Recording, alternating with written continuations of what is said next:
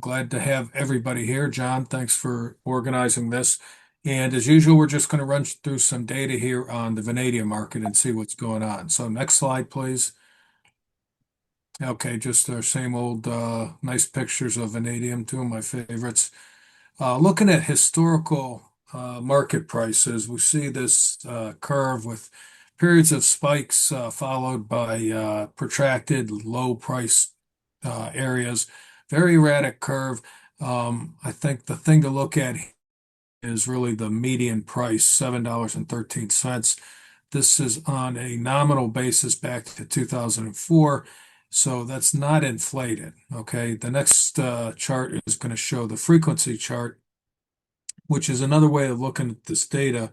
How many months over that period has the price been in certain ranges? And you can see for most of the time, the price has been above the current price level of about $6 per pound of V2O5.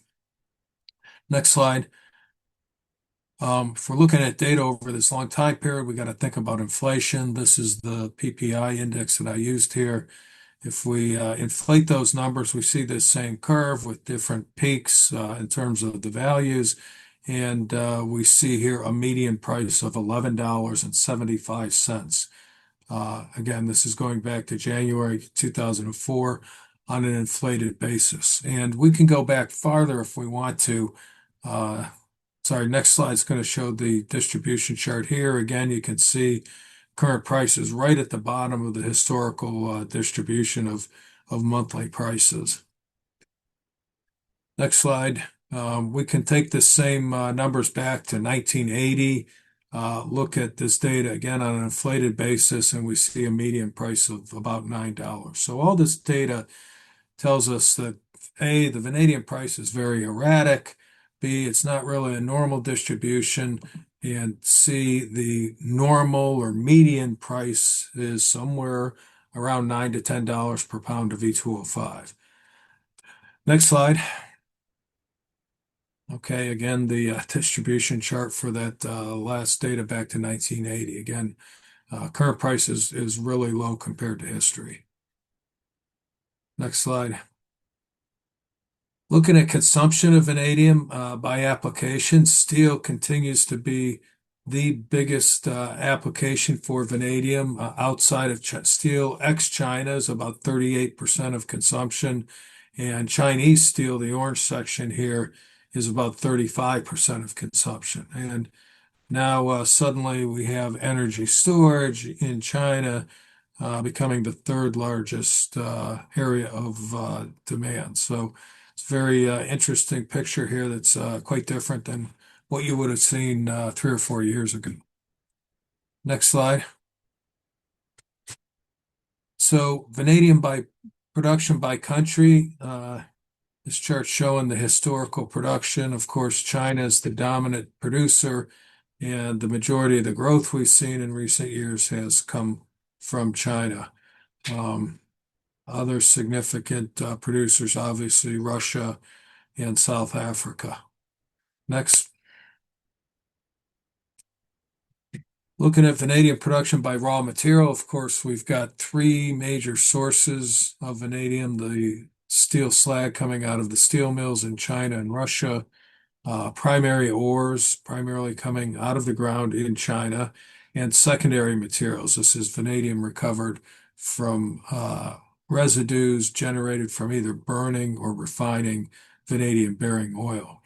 And here we see the most important segment of the line, of course, is the co-product steel slag, and that supply base growing over recent years.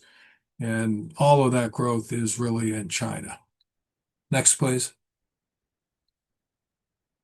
So if we look at vanadium consumption by application, we see that global steel production peaked back in 2021.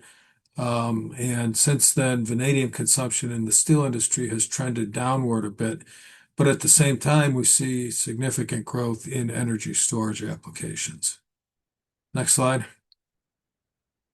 Okay, VFB in China, Mr. Lei covered a lot of this data, so we don't need much time here. But As he's mentioned, there's some process going on now to actually reward the installation of long duration storage on the grid, and that's having an impact on the level of investment.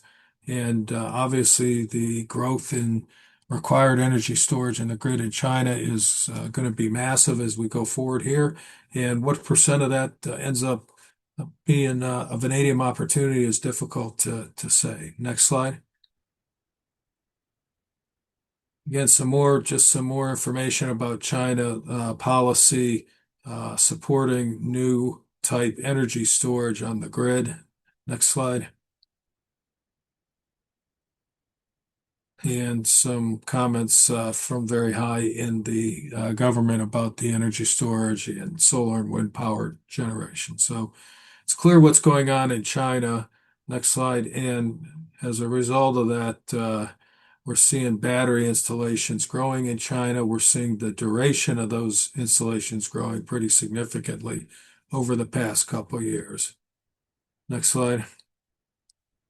Export of vanadium batteries in the Chinese plans. You can see where we're at here really does look like an inflection point in the curve. Next slide. This is just a quick snapshot of the installed projects by province last year. I think my bottom line numbers here are pretty much in line with Mr. Lay's numbers. Next slide, please. These are some of the leading vanadium flow battery companies. If we look at the megawatts of projects actually connected to the grid to date, this is what the list looks like.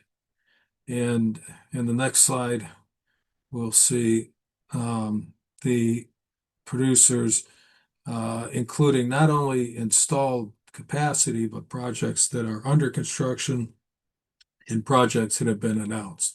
So you see some of the same names here on this list.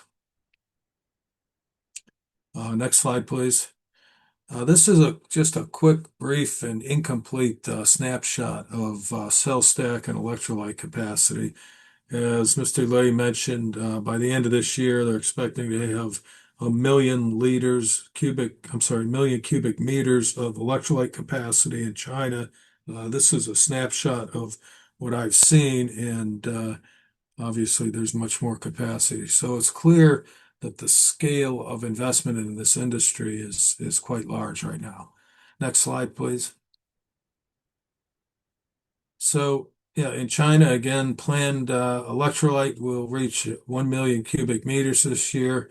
Resources are being deployed in development of the industry in terms of investment in capacity. There's a lot of work looking at different routes to electrolyte from an economic standpoint and looking at quality impacts there. And there are emerging dominant companies in various parts of the supply chain here in China. Next, please.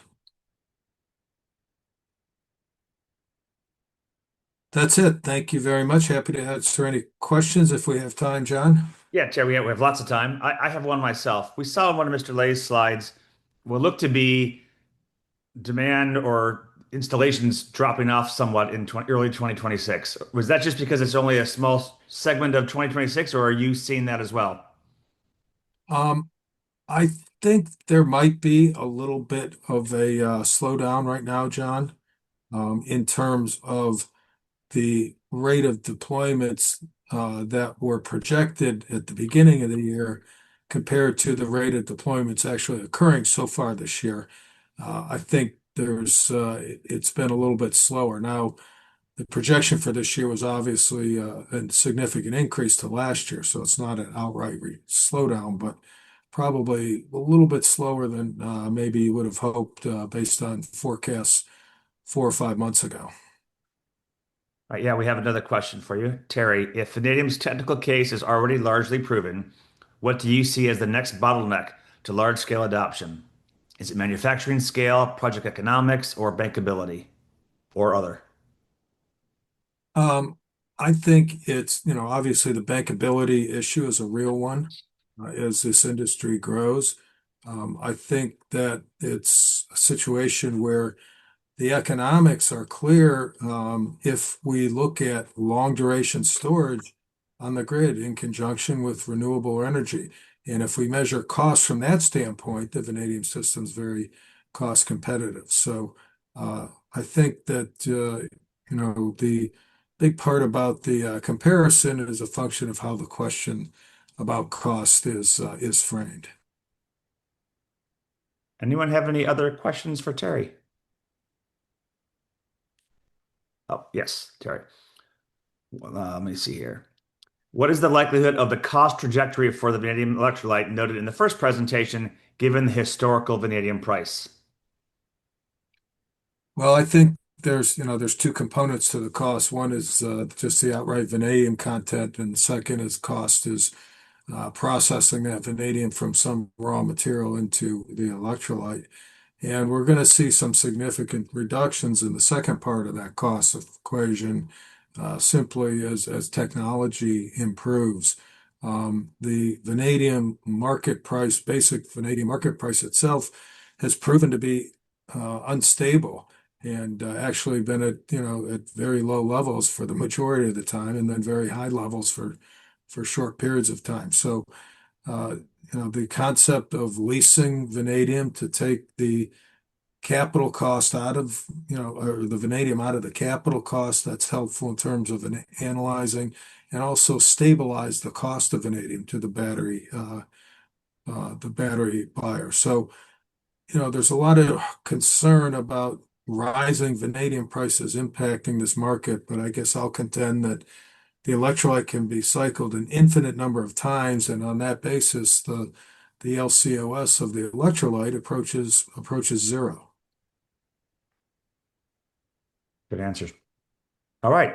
If anyone has any further questions for Terry, please put them into the Q&A and he can answer them and type out some answers. Great, Terry. Thank you very much. Appreciate it, as always. We have one final